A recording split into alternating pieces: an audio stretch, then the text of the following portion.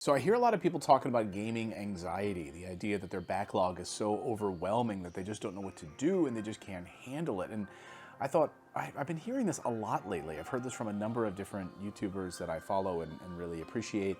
And I thought, do I have gaming anxiety? Do I have a fear that, oh my God, I'm never going to get to these games and my backlog just keeps getting larger and larger? And look, let's be honest, I've got a large backlog here. There's no secret about it. I've got a lot of games that I want to get to. Let's just walk around the game room for a second so you can get some context here. You can see I'm in my little game room, my little game nook. I've got even some new NES games that I want to play. Yes, new prints of NES games. I've got some PS2 games that I've picked up at different halls. Yeah, I do have a few Nintendo Wii games that Wii U games that I want to get to. Some backlogs of those, but most of these I've played. Yes, I've got a curated PS3 collection that I'm working on right now, so I am gonna get through a lot of these. I've even got some Evercade and some different games like that. Let's go over here to my 3DS collection. I've got some backlog of 3DS games over here as well, like let's see, Shin Megami Tensei 4 and a few scattered in here that I want to play. I've even got some Game Boy Advance games down here that I want to get to. Most of my PS4 games I've played. And my PS5 section over here, yes, there's quite a few in my PS5 section that I want to get to, like the Diofield Chronicle, I want to get to Deathloop, Dead Space, and some others. But yes, my Switch collection is pretty sizable. So let's go back over and sit down in the Switch section where I have a little cushion that I'm sitting on right now. So I just wanted to talk about my approach to the backlog and how to approach this idea of like gaming anxiety, which this hobby is supposed to be all about fun. And look, I'm 47 years old. I can tell you there was a period in my 20s when I had tons of anxiety about my life. What am I going to do with my life? Oh my God, am I on the right path? And all of that. I know a lot of people go through that in their lives, especially that sort of quarter life crisis. You know, a lot of navel gazing at that time. But I'm here to tell you it's going to be okay. But I want to give you sort of my approach to how I tackle this backlog of all these different games and what my approach is. I really wanted to think about, first of all, how I treat them very similarly to books. Okay, so I've got a lot of books that people buy me, books that I buy myself, books that are also in my Kindle library. And the way that I approach books is based on mood. Kind of reminds me of that Seinfeld episode where George Costanza is like, you know, how do I decide what I'm going to wear this particular day? It's based on my mood. I happen to dress based on mood. You know, how am I feeling today? Am I feeling blue? Am I feeling red? And that's kind of how I feel when I have an approach to books. Over the past few months, obviously, there's been a lot of things happening in the Middle East. So I've been diving heavy into a lot of Middle Eastern history books. So that's been my mood lately. I want to know more and understand about the history of certain regions and really diving deep into that. I was a history major, and so that was not really part of my main course of study with U.S. history and Latin American history, so I wanted to understand more about it. That doesn't mean I'm not going to come back to some of my great fiction, some of my great science fiction books, some of my great Star Trek novels that I want to get to, but I decide right now I'm in the mood to read about this. I want to be more educated about this. During the Halloween season, I love to read spooky books, so I put aside a lot of the history books that I have planned, and I dive into my nonfiction, into my fiction horror novels, that I want to read, a Stephen King book or whatever. And so that's how I kind of prioritize my book reading. But I don't walk by my bookshelf and feel like, oh my God, what am I going to do? When am I ever going to get to this? I'm going to die. And I think that's the way a lot of people are approaching their backlog of games. Like, oh my God, there's going to be just new games coming out and I will never get to them. I'll never get to these old games. Well, there's new books being printed all the time that I buy and want to read or ask for Christmas or whatever.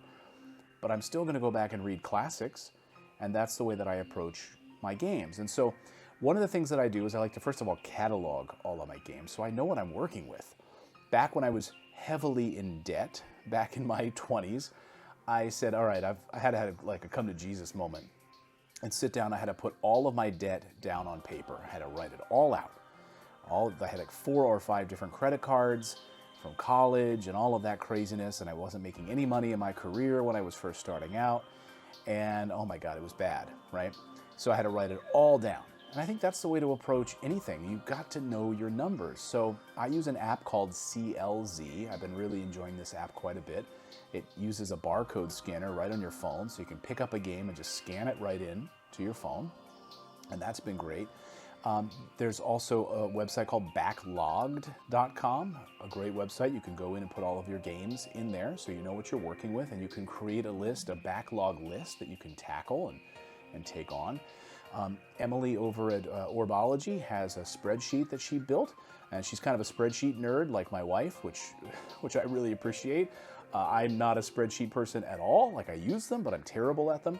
Anyway, I think Emily created a whole spreadsheet that allows you to use a randomizer, put all of your games in there broken down by systems, Switch, PS5, and then you can even click the randomizer and it'll spit out a game suggestion for you to play if you like to go that route. I don't.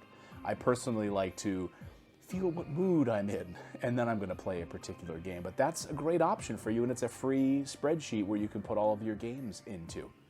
And I'm actually going to use her spreadsheet and put a lot of my games in there anyway, just because I like to see them all and to know what I'm working with just in a big spreadsheet.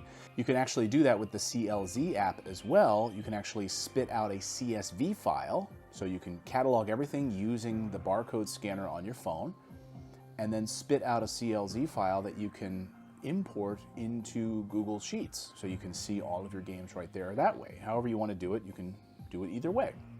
But anyway, my point is, know what you're working with first. Know what you've got. And then if you want to break it down by games you've played or not played, that's also helpful, and you can kind of scan through and decide what mood you're in and what games you're going to play. Something else I like to think about is contextual gaming. We're going to be moving over the next few months, and so a lot of my big consoles will be in boxes as we're traveling and moving and all of that craziness. So my PlayStation 5, my Analog Duo to play PC Engine games, things like that. I'm not going to have access to that for quite a while, actually, and so I'm going to be relying on my Nintendo Switch, my 3DS, and my Analog Pocket if I want to play some Game Boy Advance games. So I'm going to be really thinking over those few weeks, what games do I want to tackle? What games am I going to be able to play while I'm on the move? Do I want to dive more deeply into a longer JRPG like Xenoblade Chronicles 2? I just finished 1. Or do I want some shorter bite-sized games that I can enjoy? So I'll load up my carrying case with, maybe 5 to 10 different games that I'm going to be able to tackle over that time period, but they're going to be contextual because I'm going to be traveling, so it's going to have to be handheld, it'll have to be a Nintendo Switch. So you can plan trips and think about, upcoming vacations that you're taking and plan those games out for a month or 2 months from now when you're going to have to go handheld. So I like to think in terms of that. I know we also have a trip coming up in the next few weeks. We're going to be traveling to northern France on a little bit of a history trip for my kids. My son was studying D-Day in school, and I thought this is a perfect opportunity for us to go and see the beaches there, go to Pointe du Hoc and see how the U.S. Army Rangers climbed the cliffs and explain what had unfolded there. So I thought that's a perfect opportunity on this trip to be able to take a portable game, to think about upcoming adventure and bring something bite-sized that I can throw in my Switch case and bring that. Also, I like to not limit myself to some of the live service games. My son and I and a bunch of my friends from my other YouTube channel have been having so much fun playing Helldivers 2. After we get done with our workday, we have an iMessage group that one of our members will say, "Hey, any divers ready to go out tonight and go on a mission?" And, some of us will raise our hands and say, "Yeah, I'm in. I can do one, I can do a couple rounds," and we'll jump in and play some Helldivers for an hour or so. And it's been absolute blast. Love this game. It's been so much fun. And I want to be able to play that. I don't want to just be limited to games that are single-player stories that I can't play with some friends and jump in. So I like that flexibility. Let me just say, at 47 years old, the name of the game is flexibility. Life is too short to be anxious about a hobby, like worrying about your backlog. How am I ever going to get to these games, And I think you really need to be realistic with yourself. For instance, I didn't buy Final Fantasy VII Rebirth. Why? Well, I didn't play Remake yet. So I didn't even buy it. I'm not even worried about buying it. I'll wait till that goes on sale down the line and buy it later on. And frankly, I want to go back and replay Final Fantasy VII. I haven't played that since I played it on the PS1 years ago, and I frankly just don't remember it all that much. I mean, I obviously know big chunks of it, but I really want to go back and experience it again for the first time and think my son and I will play it. So I'm not prioritizing these new releases, and everyone wants to talk about them in the zeitgeist. You know, we gotta play Final Fantasy VII Rebirth. You gotta play it. No, I don't. No, I don't. You know, FOMO is strong, but if you can stand back from the FOMO for a few minutes and just say, no, I don't need to do that. I don't need to do that. I'm going to do it on my own time with my son, or however you're going to do it. Just enjoy it. But it doesn't need to be an anxious hobby. And the way I also look at it is, I'll just get you out of here on this, guys, which is the idea that this is supposed to be fun. And even if they stopped making games right now, and I don't have any more games, I've got all of these great games to play. And I can play them for the next 40, 50 years of my life if I live that long. So there's no rush. You shouldn't have to be scared about it. You know, just allow it to flow. Play the games that you want in the order that you feel in the mood to play them. And just go with the flow. It's going to be fine. There's no reason to be anxious about it at all. As for me, for the year 2024, I'm excited that this looks like it's going to be kind of a dud year for games. We have a few big games coming out this year. Indiana Jones I'm excited about. But there's not a lot that I'm really excited about. If they do release maybe Metroid Prime 2 Echoes, great. I'll grab that. Final Fantasy VII Rebirth, yeah, great. I'll get to it eventually. But as for me, I'm hoping that 2024 is kind of a dud. I know, is that blasphemous? I'm hoping that I would love it if they didn't release any games this year. I've got so many great games that I want to get to, and there's no shortage of games that I could even go back to if there weren't any big releases this year. There's so many games out there, back catalog, retro games, amazing stuff that's been released over the years on every console you can think of that you can go and pick up and play. And now there's so many great retro consoles. You've got the Analog Duo, you've got all the analog ones, you've got the Polymega now as well that you can go and play all these old classic games. I just had a blast playing through Ys Books 1 and 2. That's not a new game. And I had a blast playing it. I don't need your new games. Keep your new games for somebody else. I don't need them right now. So anyways, guys, I just wanted to come in and talk about overcoming your backlog anxiety. There's no need to have that anxiety. Just enjoy it, go with the flow, and write it all down. Know what games you have. Know what games you have. Maybe games you don't plan on ever playing. You could sell them off and make a few bucks and then buy something that you do want to play. But knowing where you are, writing them down, and then just going through and start tackling them one by one in the order that you feel compelled to play them. Like, I just really stared at my list a few weeks ago and said, I want to play Xenoblade. I know that's a huge game, yeah, over 100 hours, but I had an absolute blast, one of the best games I've ever played, and I'm glad that I did. I just plucked it off the shelf. I said, I'm feeling in the mood to play this game, and that was my February into March game that I played. So guys, I'd love to hear how you guys tackle your backlog. Do you also experience this anxiety that I hear so much about?